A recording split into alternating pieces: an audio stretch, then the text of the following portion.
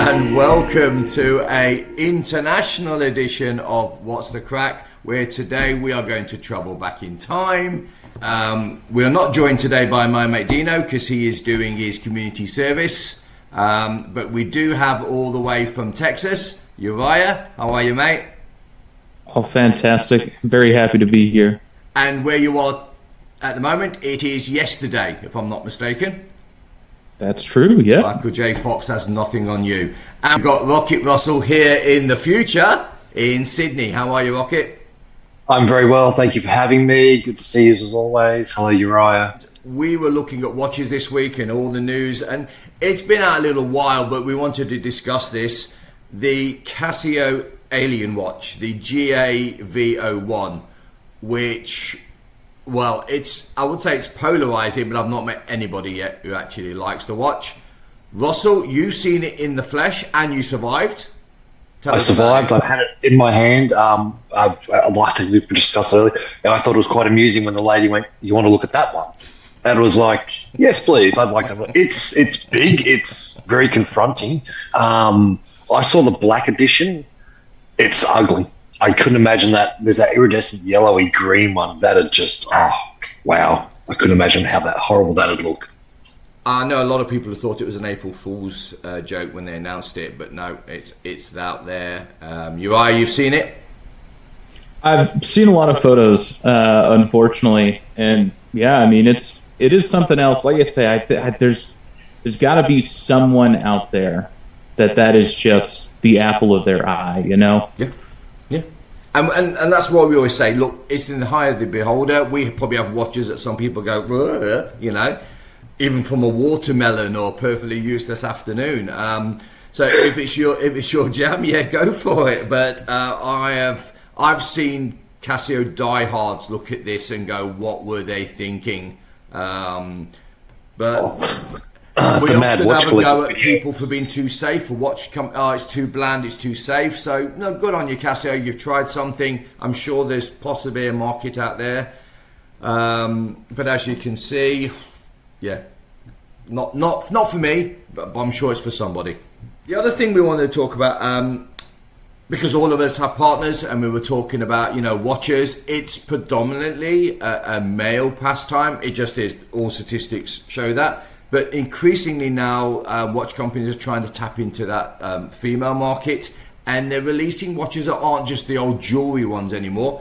And one of the ones we wanted to look at today, because I just came across this in my email, is this lovely Baby G and the younger demographic that it's trying to appeal to.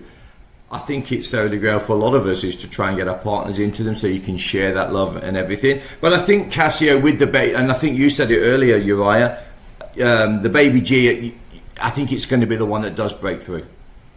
I think so. Yeah, I mean, just not only just for the women's market, but I mean, even just for people with smaller wrists or someone who wants something that's sporty and durable. But as much as I love G-Shocks, they are not small. They do not wear small.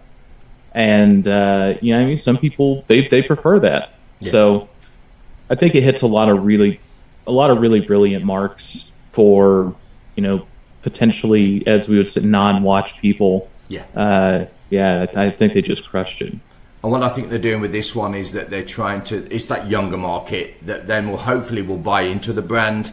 And then as they, you know, start to work and get more income, then they move on to the more luxury watches, which they found with the Moonswatch. A lot of people, you know, the intake of Omegas really went up after the Moonswatch.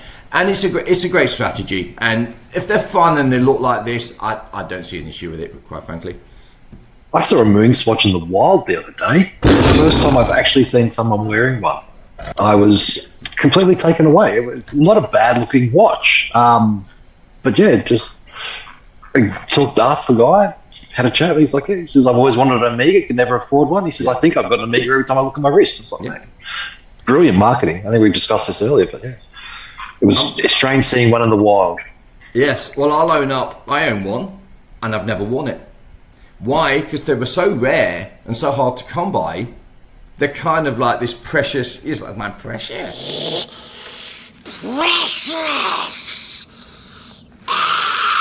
You know, it's like you don't want to. You want to give it up. and I don't want to wear it. I don't want to. I don't know.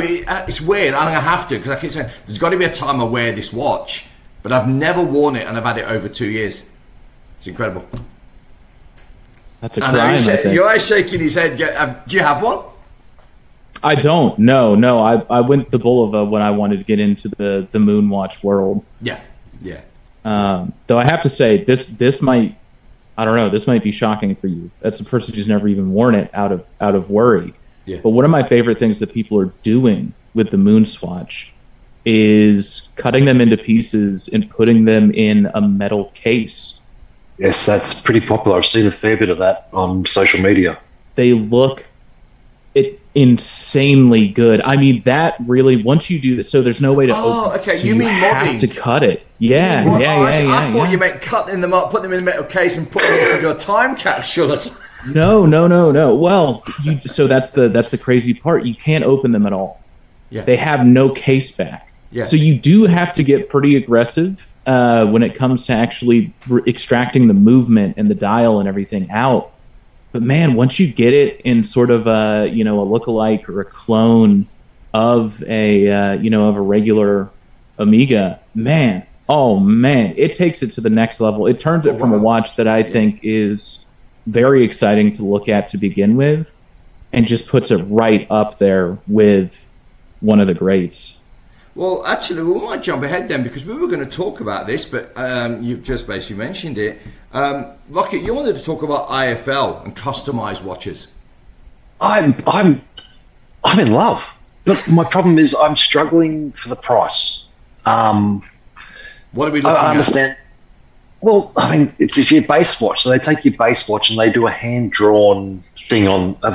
They pick a theme and they'll do, and they're doing it for Tissot's, Citizens, Seikos. They're doing all sorts of watches, and that the Bulova, the square Bulova we were discussing, Neilball. Yeah. Beautiful. They've done one of those in a New York style, and it's stunning. But it's only, I think that Bulova sells in Australia for what, $650 in Australia. Yeah, it's about $400 US. Yeah. Yeah. So it's to get the Bulova the IFL one, it's $11.90 Australian. Oh, but wow. it is a beautiful looking watch with a hand drawn face. I'm really struggling not to buy one. If you know what I mean. Some people going $11.90, that's cheap.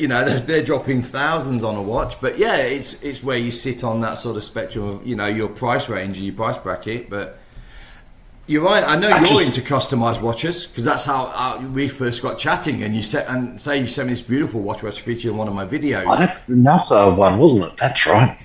Yes, and that actually, much like these, is a painted dial. It's a hand-painted dial that I went in and put more vintage or older-looking Seiko hands on. And man, is there just something about it? Something about putting a watch on your wrist that you assembled or that you customized that no one else has. Even if it's a $10 watch, but now it's a one of one. Yes. It becomes $1 million watch to me.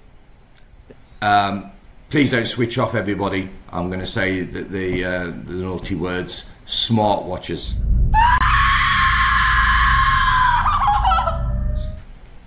And polarizing, because I think a lot of us, including myself, we have this love-hate relationship with them, because we don't want to wear them sometimes, we don't want to mention them, because some collectors frown upon them. I know a lot of people, especially Apple Watch, it isn't a watch, but at the end of the day, if they help you stay healthy, if it's getting you off the couch, if it's doing things for you, it can't be a bad thing. But then we were discussing earlier today with Rocket about, also they're constantly reminding you and they're constantly there. Now, you've just had this, and you actually put it on our group chat about what should I get, and almost apologizing for getting one, Uriah. What did you end up with, and how did that come about? So it was a thing that plagued me for quite some time, as I would like to think a real watch enthusiast. With the Garmin Instinct 3 Solar, it's very G-Shock-esque, and it has one of my favorite features of any watch, which is the solar. I think it's just a wonderful mechanic. Keeps them running forever, and makes it a longer extension. But yeah, I did. I felt we threw around this word earlier, guilt, and I think it's really interesting because, as I mentioned earlier, I have this beautiful watch box with 10 of, in my eyes, the most beautiful watches I've ever seen. And now every day I leave with this computer on my wrist instead. And I've really noticed something funny. It's been maybe a little more than a week or so. I've been wearing it 24/7, so I get all the data and everything. And I've noticed two things. The first is, while I do, in a way, miss my other watches, I miss having the mechanical nature and just the elegance of them. But this thing is a really darn good watch. It automatically syncs with GPS satellites, and so it's always bang on accurate. And with the solar, it never runs flat. I never have to really charge it or worry about it. And we talked about it. I turned off all the notifications immediately, so it just sits on my wrist exactly like any of my other watches. And boy, it's really hard for me to dislike it, even though I feel like I should. Yeah. The other thing we wanted to talk about, because we normally try and highlight a micro brand, but we're kind of going to go a bit more mainstream because I think this company doesn't get as much love as it should do. And I love them, and I think they offer the best range, the best value for money, and they're not Timex, because you know how much we love Timex on this channel, and that's Bulova, American company. Some iconic watches with obviously the Lunar Pilot. There's what they call the parking meter watch, as you can see over here, just on the screen. You're a big fan of Bulova, aren't you, Rocket? Oh, I've got one. I've got the Jet Pilot. I love it. It's a beautiful watch. I love the sweep. The sweep gets me. I can sit there and watch the sweep of that seconds hand for minutes. Yeah. And it's such a nice watch on the wrist. Yeah.